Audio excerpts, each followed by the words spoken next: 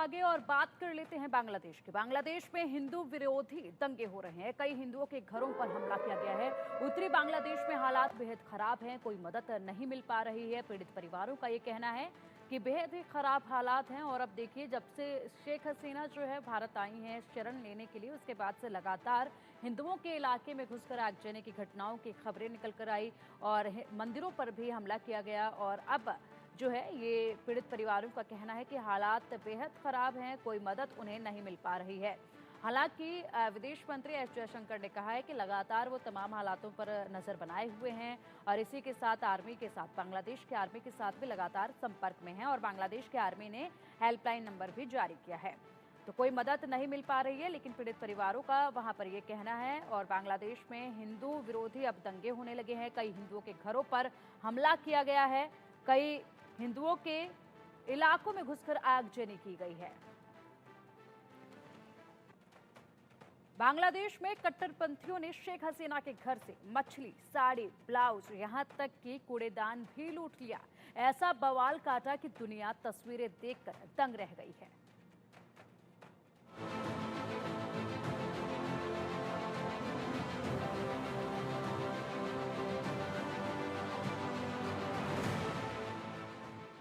देखिए कैसे कल तक जो बांग्लादेश का प्रधानमंत्री कार्यालय था, उसमें गेट फांदकर प्रदर्शनकारी घुस गए, यहां लूट मचाई, हसीना की साड़ी तक लूट ली, ब्रा ब्लाउज लूट लिए गए और इसे हाथों में लहराया गया, प्रदर्शन किया गया।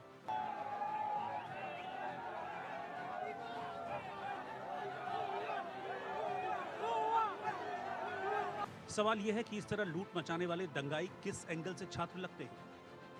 आरक्षण का विरोध करने वाले लूट की नई इबारत लिखते दिखे। इसे देखकर दुनिया हैरान है।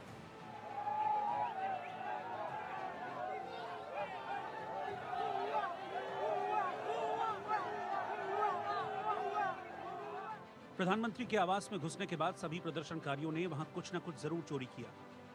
एक प्रदर्शनकारी ने जिंदा बत्तख को पकड़ा तो उसके साथी ने बल्ब चुराया। पीएम आवास में कुर्सी, टेबल, मेज, लोहा, अलमारी, गद्दे, जो जिसके हाथ आया वहां से वो अपने साथ ले गया।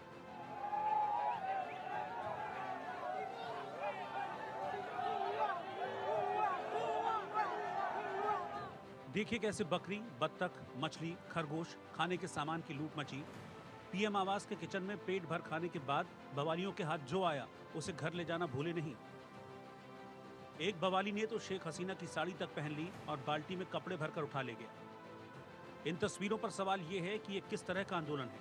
ऐसा तख्ता पलट किस काम का? क्या इसी को आजादी कहते हैं? ऐसा जश्न कि किसी को भी शर्म आ जाए।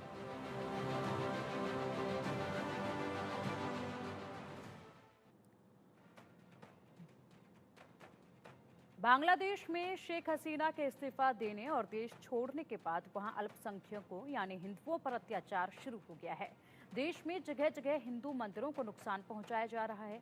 हिंदू समुदाय के घरों पर हमला किया जा रहा है और मारपीट की जा रही है।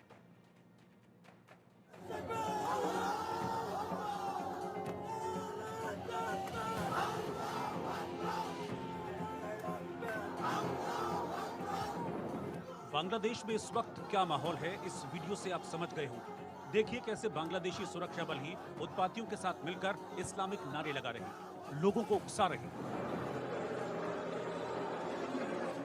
इतना ही नहीं, हिंदुओं के घरों को आग लगाए जाने की तस्वीरें भी सामने आई।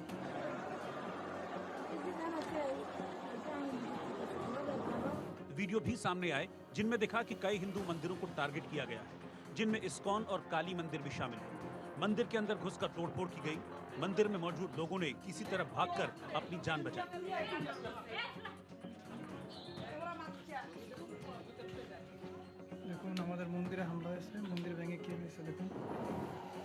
बांग्लादेश में हिंसा और आगजनी के बीच मेहरपुर इस्कॉन मंदिर की तस्वीरें सामने आई हैं। दंगाइयों ने तोड़फोड़ करने के बाद इस मंदिर को आग के हवाले कर दिया। देखिए कैसे पुजारी टूटी जली मूर्तियों को इकट्ठा कर रहे हैं। इन तस्वीरों से साफ है कि बांग्लादेश में हिंदू डर के माहौल में जीने को मजबूर है और सुरक्षित स्थानों की तलाश में है। देखिए कैसे इस बांग्लादेशी लड़की ने रो रो कर बताया कि बांग्लादेश का क्या हाल है।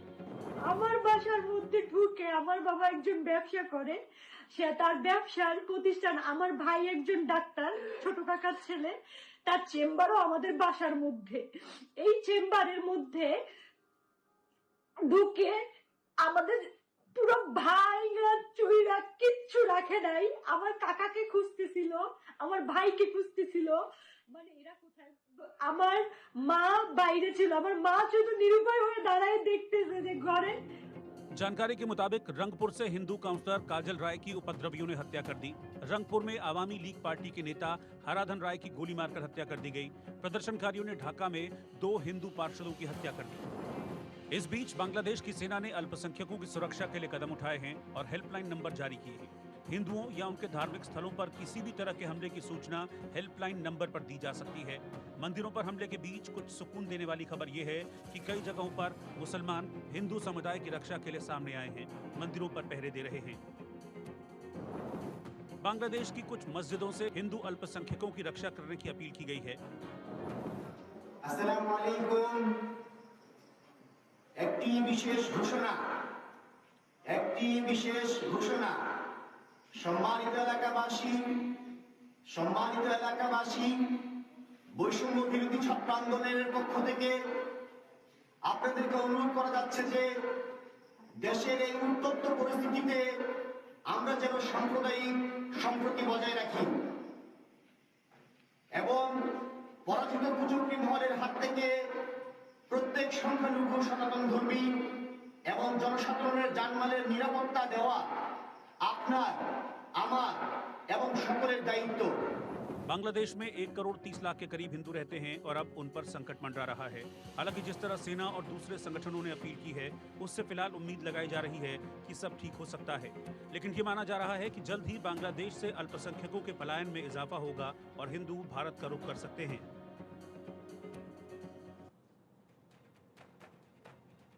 तो बांग्लादेश में हालात जस के तस बने हुए हैं। वहां पर अब हिंदुओं को निशाना बनाया जा रहा है, हिंदुओं के इलाके में घुसकर आगजनी की जा रही है, तोड़फोड़ की जा रही है, उनके साथ मारपीट की जा रही है और लगातार खबरें कुछ इसी तरीके की निकल कर आ रही हैं। कल भी जिस तरीके से तस्वीरें निकल कर आई थी कि अब हिंदुओं के मंदिरों को भी निशाना बनाया जा रहा है, हिंदुओं के मंदिरों पर भी अटैक किया जा रहा है। शेख हसीना के देश छोड़ने के बाद ढाका से सोमवार को एक फ्लाइट भी जो है वो आई है भारतीय नागरिकों को लेकर, लेकिन अभी वहां पर काफ़ी भारतीय ऐसे हैं जो मुश्किलों का सामना कर रहे हैं। तस्वीरें लगातार आप देख सकते हैं किस तरीके से सड़कों पर दिन रात ये हुड़दंग मचाते प्रदर्शनकारी वहां पर नजर आ रहे हैं, जो अपने ही देश को आग के हवाले करते नजर आ रहे हैं।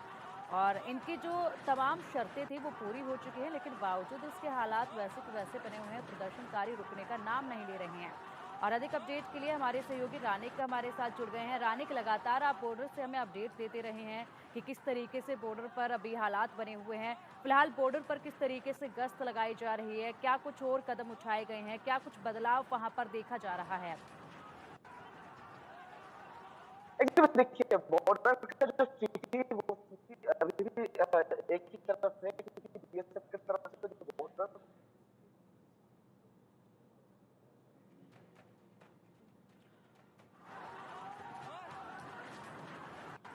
तो चलिए रानिक से जानेंगे बॉर्डर का हाल भी, लेकिन उससे पहले विदेश मंत्री एस जयशंकर की सुनिए कि क्या कुछ उन्होंने फैसला लिया है और क्या कुछ कहा है।